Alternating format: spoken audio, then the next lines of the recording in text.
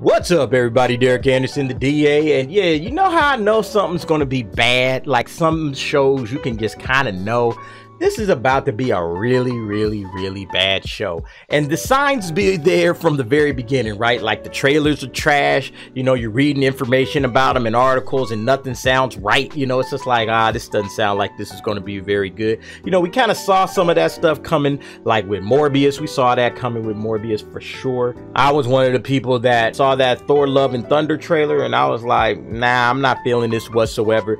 But yeah, now you're looking here and yeah, it looks like the Rings of Power has some major issues. We've been seeing the trailers, they haven't looked that great. You know, a lot of people have been, you know, up in arms about it. A lot of focus on gender issues. It seems like it's about to be, you know, quote unquote woke. And also, of course, Peter Jackson wasn't asked to be a part of this thing.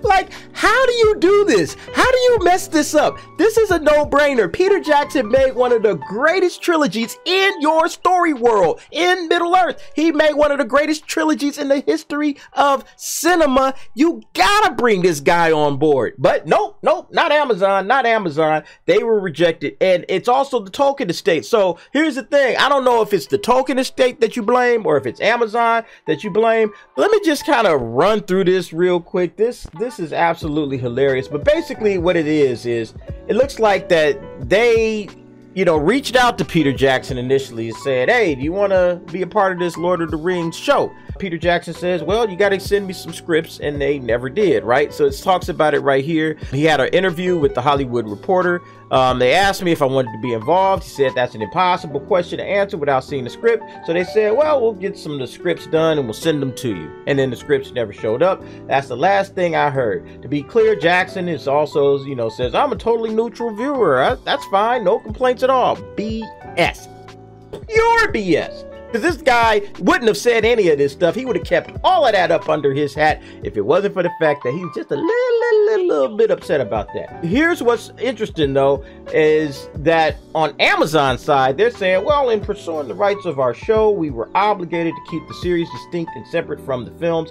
All of that legalese stuff might be true, but that has nothing to do with just bringing the dude on and saying, hey, Pete, come on through, sit down with us. Hey, everybody, this is Peter Jackson. We're about to make some Lord of the Rings stuff. You know, this guy directed the Lord of the Rings trilogy that you guys probably all know. It's probably why you're all sitting here, why I'm sitting here in this seat, is because of the work that he did. Yeah, J.R.R. Tolkien, I'm not going to take anything away from the novel. Obviously, J.R.R. Tolkien is one of the great storytellers of the last 100 to 200 years. But the Lord of the Rings was not mainstream until Peter Jackson made it mainstream, okay? And he made it mainstream by bringing out 3 excellent films. I mean, like, the extended cuts are absolutely amazing, and I can watch those again and again and again. It doesn't matter where I pick it up, I just start watching it from right on there. So Peter Jackson is the guy that really put Lord of the Rings on the map for a lot of people, for a whole lot of people, for probably the majority of people. And the fact that they asked him and then ghosted him, and then they talk about, well, you know, we're obligated to, you know, like, keep all of this stuff separate. We can't have the films and the show mixing together. We can't do all of that kind of stuff. That's just absolute BS.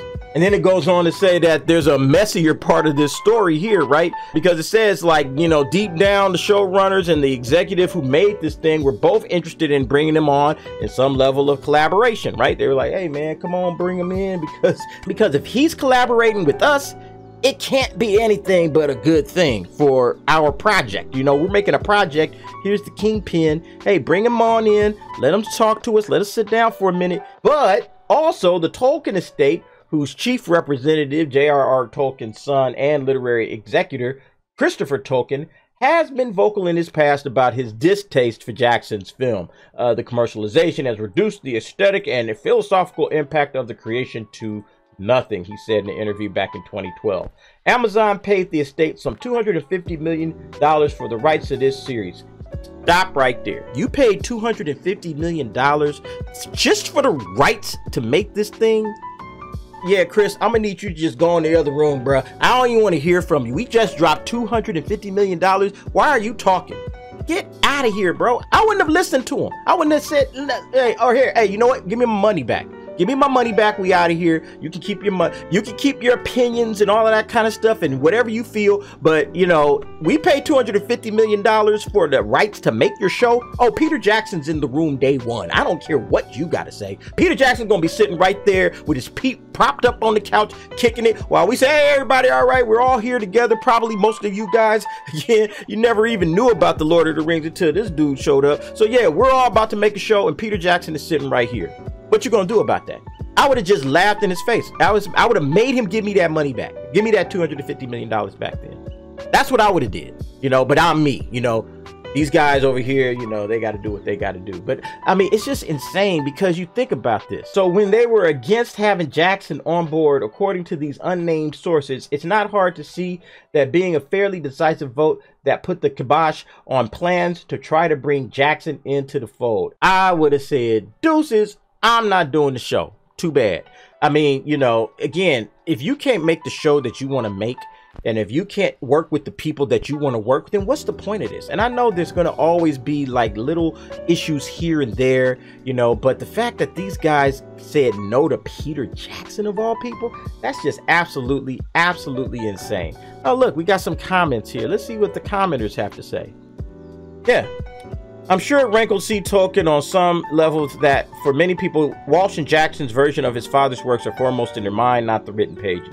This guy says, ignoring the fact of how many thousands of people the films acted as a gateway to Tolkien's work, the vast majority of whom would likely never have come to its written work without the nudge of the films. Bing, bing, bing, bing, bing. That's me. I read The Hobbit as a kid, but I never got to The Lord of the Rings until I saw those movies, okay? I saw the movies. I was like, hey, man, let me go check out the book. And the book is like this thick. It was just why I never read it. But as an adult, I checked it out, and I'm like, hey, man, this is a really good book. Really, really good book. A lot of people haven't read The Lord of the Rings books, but have seen the movie, okay? And a lot of people were brought to the books by watching the great work of Peter Jackson. Unbelievable. I think he knows he's had decades of trying to connect with the public and has mostly succeeded in boring them to death. I think this guy, Christopher Tolkien, whoever he is gonna, he has in his head what he thinks Lord of the Rings is, and it's not fitting with the general public. Like most people are like, nah, I don't think Lord of the Rings should be that. Whatever he has in his head, it's not gonna be commercial. It's not gonna be entertaining. And that's the job of Hollywood, you know? If you want to read or check out the pureness of the work, you gotta go get the book and read the book, okay? Any adaptation, I don't care what you're talking about, whether it's from a comic book, whether it's from a cartoon or whatever, you put it into a film form, it's going to be different. Anytime you're taking something from a book and you're moving it to a movie, that's why people say it's hard to adapt books into films. It's hard. And it's hard because it's a different medium, okay? What's going on in my mind as I'm reading a book is completely different than what's going on in your mind when you're reading the same book, okay? So yeah, adapting it for kind of a broad audience, it's always going to be very, very difficult. This guy seems to agree. Please, no more Jackson adapting Lord of the Rings stuff. To my understanding, The Hobbit was at one point considered to be one film directed by Guillermo del Toro. To this day, I insist that what should have happened is the biggest mistake they made by bringing Jackson back for those. Well, I think, yeah, Guillermo del Toro was going to like direct it, but The Hobbit ended up becoming a mess because Warner Brothers wanted to make it multiple films because they wanted another trilogy. They wanted another Lord of the Rings. And I don't think GDT was like, I ain't doing that. So they said, hey, Pete, you want to do it? And Pete says, I like money. Yeah, sure, let's go. So I think that's the story behind what happened with The Hobbit. The Hobbit was supposed to be like it's a tiny children's book. So yeah, it's supposed to be one movie. It's not supposed to be a trilogy. And I thought that was a bad, dumb decision, but they made a lot of money. And I think that was the ultimate goal. But yeah, folks, that's it. You know, just amazing that you would leave this guy right here, the guy that turned your books, Tolkien Estate, into a multi-million-dollar franchise. Yeah, if you check out the top media franchises in the world, there you go. Middle-earth, Lord of the Rings, right? $20 billion franchise, right? Up there with, you know, right up there with Cars and Toy Story, Call of Duty. right up in that realm, and it's probably going to grow a little bit with this new series. But you wasn't doing $20 billion like that until Peter Jackson came in. You made some money, no question, but you wasn't doing that kind of money before. So yeah, I think that you got to bring Peter Jackson in if you want to do a Lord of the Rings, if the guy is willing to work with you. And it sounds like he was willing to work with them. Then you just got to bring him in, and that's just all it is to it. But anyway, folks, give me your thoughts and your opinions down in the comments below, and I want to thank you all for watching. See you next time.